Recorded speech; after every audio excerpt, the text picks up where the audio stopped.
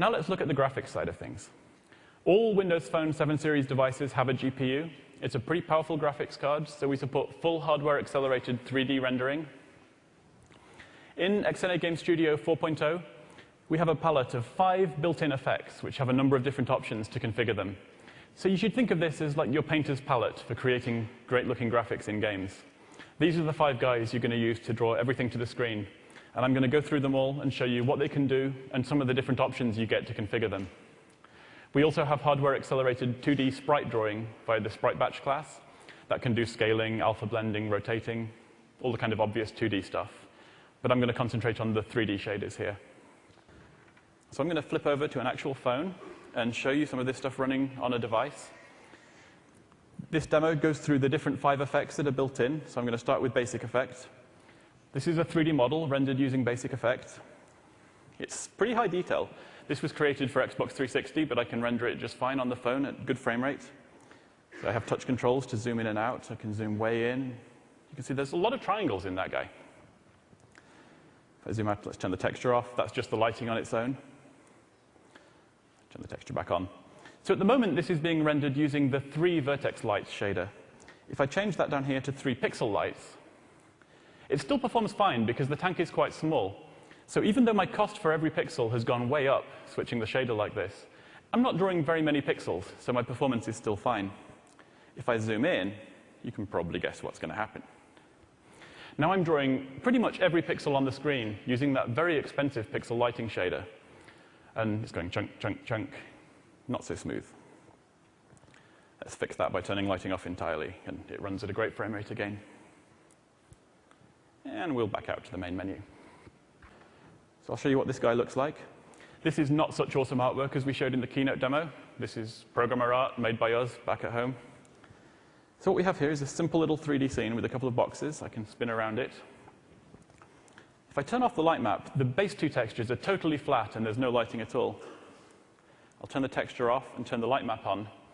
So this is the light map texture that was computed using Maya. And you can see that's providing shadows, and it's providing a couple of tinted glows where the lights are positioned. And when you combine the base texture with the light map, you get the impression of shadows, lighting, all this awesome stuff. But it's crazy cheap, and it runs at a really good frame rate on the phone. So I'm going to show you a demo of this guy. We have here a lot of that tank model. That is a very high polygon tank model. If I tried to draw that many on the phone, my frame rate would not be awesome. But here, I can spin around them. You can see it looks totally 3D.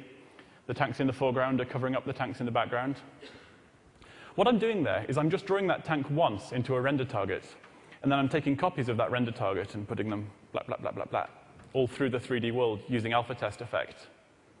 The downside is that you probably notice the tanks all look the same. Well, that's because they are the same. They're all coming from the same render targets. That's because I'm cheating. So I'll show you this guy on the device.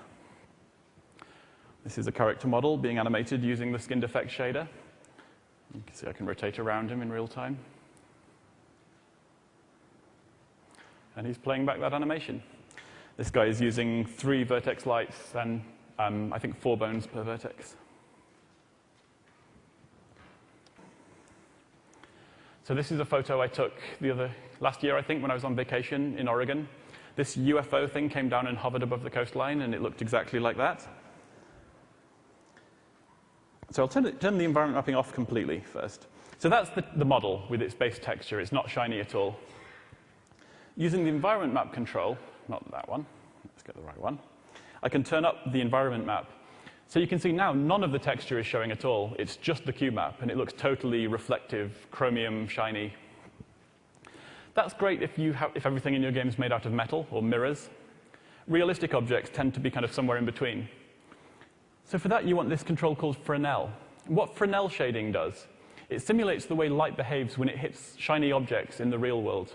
So if you have a surface like this and light hits it at that angle, it mostly just bounces off, and you see the color of the surface, not the color of the reflection. But when you have a glancing angle, if light comes at this angle, then it all just reflects straight off the surface, and you tend to see more reflection. You'll see this if you look at a wet road or look at some water. If you get your eye really down low to the surface, you'll see a totally different kind of reflection. So if I turn up the Fresnel control, you can see that in action.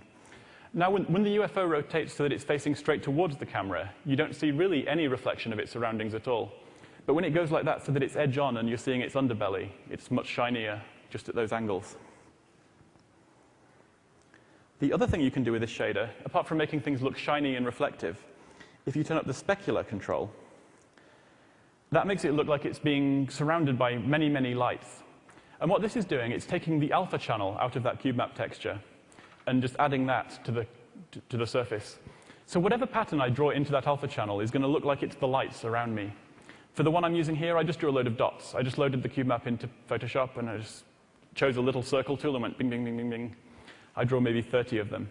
So you can see it has all these little bright highlights, like it's being lit by many, many lights from different directions. I could draw big streaks and different blobs to get all kinds of different lighting effects.